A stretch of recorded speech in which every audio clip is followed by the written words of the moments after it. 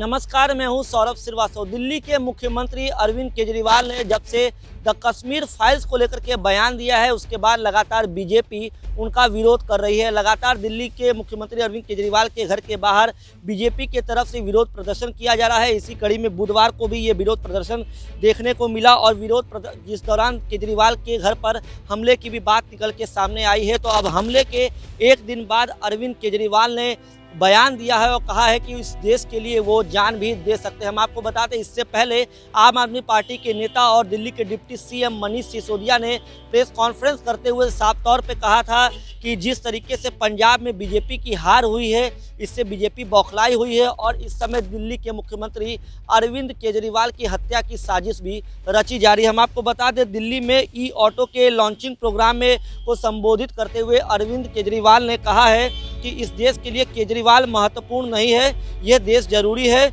उन्होंने कहा कि दुनिया की सबसे बड़ी पार्टी को इस तरह की गुंडागर्दी शोभा नहीं देती है, इससे देश के युवाओं को गलत संदेश जाएगा। हम आपको बता दें कि बुधवार को अरविंद केजरीवाल के घर के बाहर लगातार प्रदर्शन हो रहा था। बीजेपी के राष्ट्रीय युवा मोर्चा के जो अध्यक्ष हैं वो तेजस्वी सूर्या, वो भी पहुंचे हुए थे। भारी संख्या में बीजेपी के कार्यकर्ता अरविंद केजरीवाल के घर के बाहर प्रदर्शन कर रहे थे। इस दौरान अरविंद केजरीवाल के घर पर हमले की भी बात कही गई। हम आपको बता दें, जो आरोप केजरीवाल के घर पर हमला किया, इसमें ये आरोप है कि सीसीटीवी कैमरे भी तोड़ दिए गए।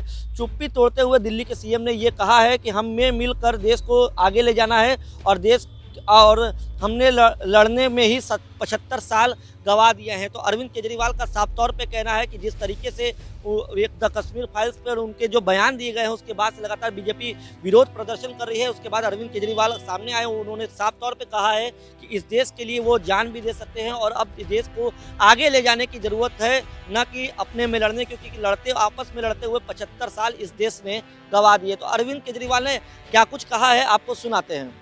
कल आपके घर पे हमला हुआ है, तो उस पर क्या कहेंगे सर?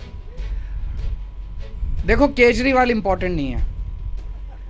मैं बहुत छोटा आदमी हूँ, इस देश का एक आम नागरिक हूँ। देश के लिए मेरी जान भी हाजिर है, लेकिन मेरे को ये लगता है कि इस तरह की गुंडागर्दी से देश आगे नहीं बढ़ने वाला।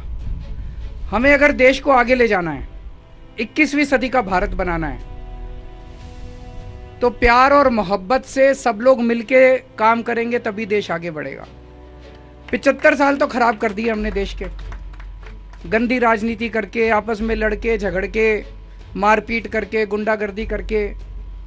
अब अगर दुनिया की सबसे बड़ी पार्टी और देश की सत्ताधारी पार्टी ऐसे राजधानी के अंदर इस किस्म की गुंडागर्दी करेगी, तो युवाओं के अंदर क्या मैसेज जाता है? एक आम युवा क्या सोचेगा? वो सोचेगा यार यही सही होता होगा।